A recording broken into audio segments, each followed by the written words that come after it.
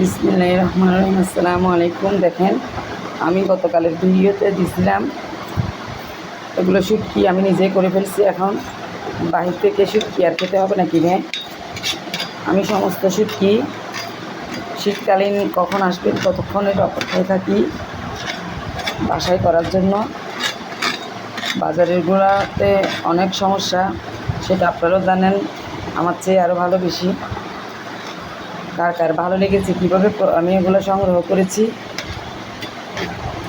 আপনারা কমেন্ট করবেন, আমি বলে দিব। দেখেন, আমি কাছে থেকে দেখাচ্ছি। এখানে এগুলো ধুইলে শুটকি বলে আমাদের চাটগাঁইয়া ভাষায়, আপনারা কে কী বলেন জানি না।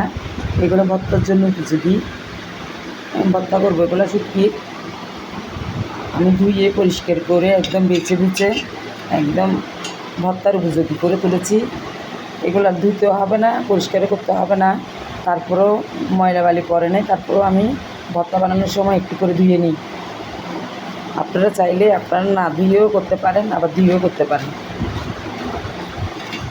এরকম করে করে আমি সবগুলোরই শুটকি করি। এখন শীতকালে সব ধরনের সাগরের মাছ আছে, সব সাগরের মাছ আমি যতটুকু পারি আর কি করি।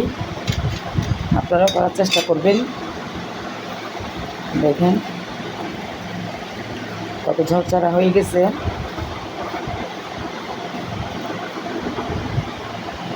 আপনারা আমাকে লাইক কমেন্ট শেয়ার করবেন, বেশি বেশি সাবস্ক্রাইবার বেশি বেশি করে আমার পাশে থাকবেন। পরবর্তী ভিডিও পাওয়ার জন্য,